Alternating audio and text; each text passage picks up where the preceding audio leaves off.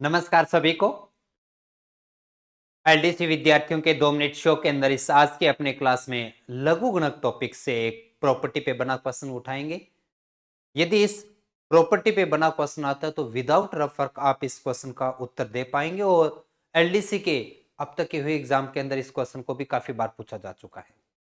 तो चलिए करते हैं अपनी शुरुआत, लेते हैं अपने आज का क्वेश्चन। लेकिन उससे पहले देखना होगा कि इस क्वेश्चन के लिए हमें किस प्रॉपर्टी की, किस नियम की आवश्यकता पड़ेगी।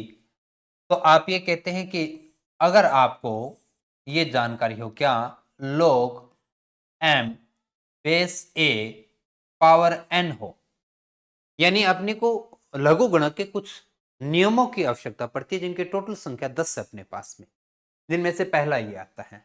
पहला तो नहीं, सॉरी, इस क्वेश्चन पे आधारित आता है। log m बेस a की पावर n हो तो आप इसे लिख सकते हैं n log m base a। अब ये बड़ा अजीब लगेगा देखने में, क्योंकि फर्स्ट टाइम अगर आपने लोग देखा है तो आइए इसे हल करते हैं।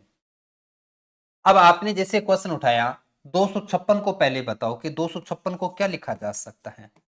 तो 256 में 2 दुआ 4 दुआ 8 दुआ 16 दुआ 32 दुआ 64 दुआ 128 दुआ 256। 2 4 8 16 32 64 128 256 कितनी बार आया? 1 2 3 4 5 6 7 8। तो आप क्या लिखना जानते हैं?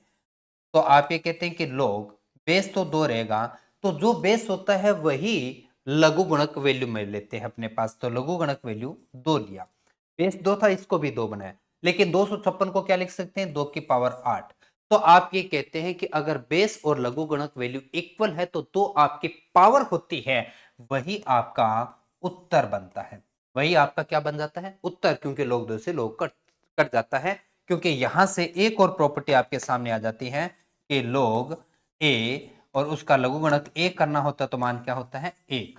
तो इस प्रकार से 2 नियम, और आपने कहा कि लघुगणक वैल्यू की जितनी पावर बनती है वही आपका उत्तर होता है, यदि उसका बेस भी उसी प्रकार का बना हुआ हो।